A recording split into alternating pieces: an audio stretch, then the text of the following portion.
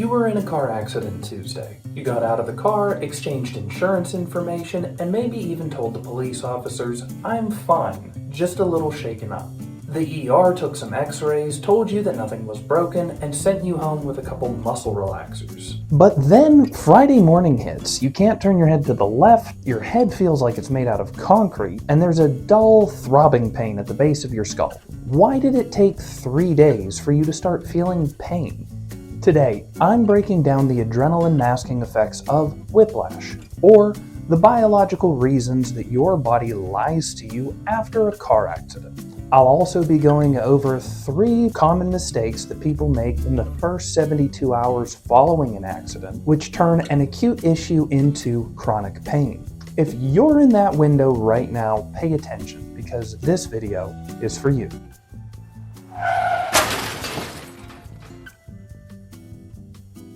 Now, to start, I'm going to tell you about a patient of mine. Let's call him John.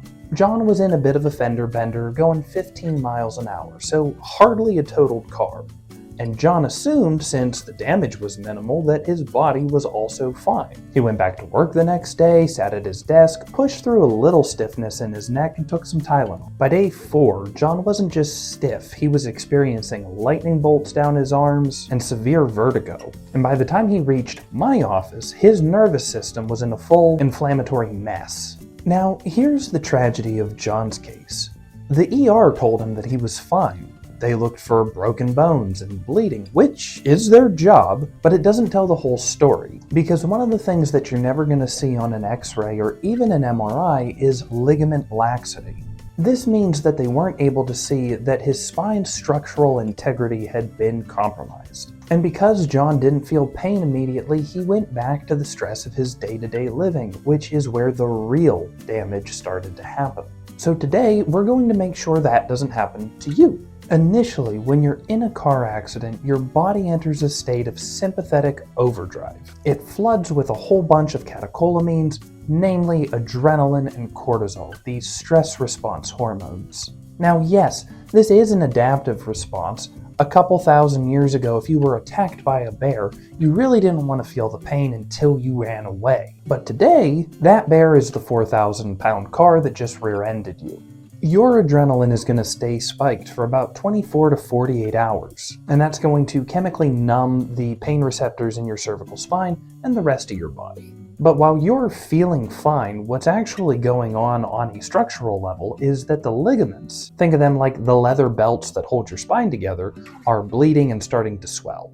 Unlike muscle, ligament doesn't have a great blood supply, which means not only does it not heal as fast, it also doesn't get rid of inflammatory chemicals as quickly. So think of this like a fire building up in the wall of your house. By the time it's actually built up to a roaring fire, the house is going up in flames. You didn't even know it was there to begin with. And now the most fun thing about this is that when your adrenaline starts to really come down after about 2 or 3 days, your inflammatory chemicals are at their highest at that 72-hour mark. So basically that fire inside the wall is out of control before you even recognize that it's there. This is why a delayed onset of pain can be the most dangerous part of a whiplash injury. So how do you know if you have a ticking time bomb in your neck? Well, there's a simple exercise that I perform in office with my patients that you can try on your own. So usually what people do to check to see if their neck is injured after a whiplash or car accident is they see how far they can turn their head left and right. But normally what we're actually looking at to see what the injury isn't so much range of motion, it's proprioception, or your body's ability to gauge where it is in space. So the exercise is simply to close your eyes, and then what you're going to do is tilt your head back. And then what I want you to do is try to bring your head back to what you think is level while keeping your eyes closed. Now, if you open your eyes and you notice that your head is either still turned up or cocked off one way, left or right, then it's an indication that you did suffer damage to your suboccipital muscles in the accident. Another sign that you may have suffered a whiplash injury is if you're experiencing a heavy head sensation. If you're sitting at your work desk and you notice that you have to support your head with your hand, it's a good indication that the deep cervical flexors in your neck have gone offline. Now, if you've always had to support your head with your hand, it's also not a great indication of your cervical strength. However, it might not be directly related to the whiplash injury. But in either case, whether you're having a hard time feeling where level is for your head, or if you feel like your head is constantly heavier than it used to be, the first thing I need you to do is quit stretching your neck. This is one of the biggest and most common mistakes I normally see in the office, is because people are trying to stretch those stiff muscles. But if you think about it, if you have a torn muscle or ligament and you try stretching it, it's like pulling on a frayed rope. You're actually making the injury worse. If you're watching this and you're in that post-accident fog, I have two things for you to do. First things first, don't wait for your pain to become unbearable. The longer you wait to work on an injury, the more scar tissue is going to get laid down in a disorganized fashion.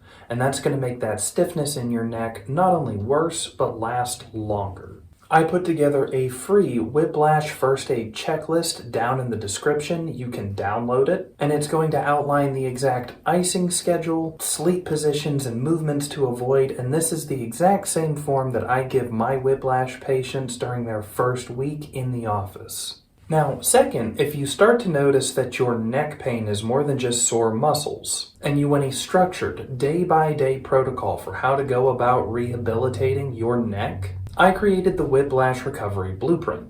It's a 6-week video program. You can download it straight to your computer, and it's specifically for people who can't make it to the office. But this way, you get the same clinical protocols that I use to get my patients back to 100% without needing to make the drive.